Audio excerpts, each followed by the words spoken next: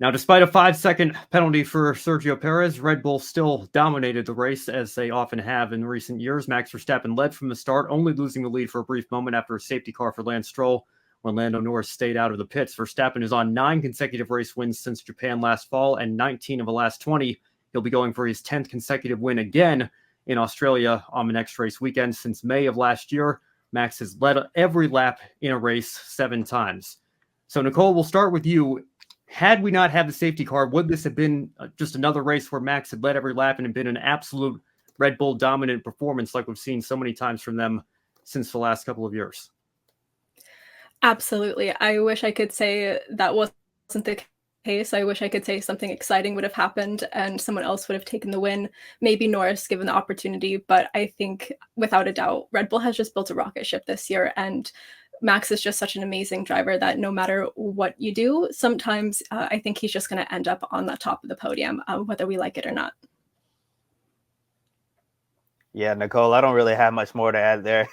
This was just another, Red Bull performance by Max Verstappen, and this was just, just what they do. No matter what is thrown their way, whether it's stuff happening on or off the track, Red Bull still finds a way to go out there and completely dominate the competition. So nothing we saw on track this weekend surprised me at all. And this is probably going to, unfortunately, be the story of this 2024 F1 season, just like it was last year. This is a Max Verstappen and Red Bull world, and we're just living in it.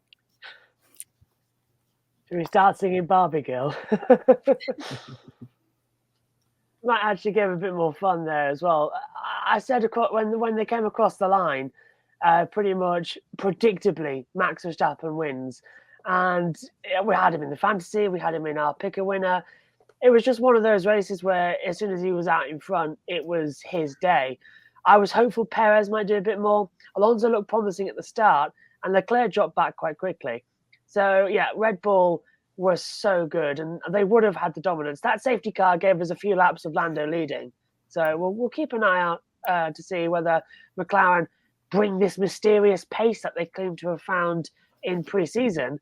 But in the first few races, the upgrades will start coming by the time we get to the 4th round at Japan, which is strange because we don't usually see a lot of upgrades there. So that's going to make that race even more entertaining. I can't wait for Japan and Shanghai being back on the calendar.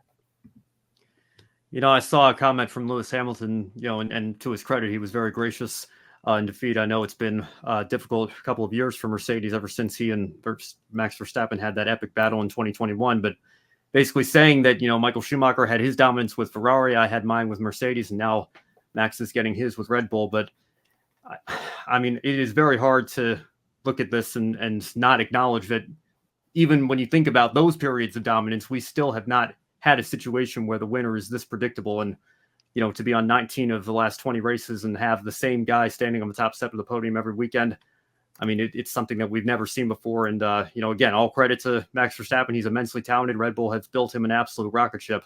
But for the sake of the sport, you do hope that we can get a little bit more parity and at least see some of these other top teams like Ferrari, McLaren, and Mercedes fighting for race wins at the top step of that podium.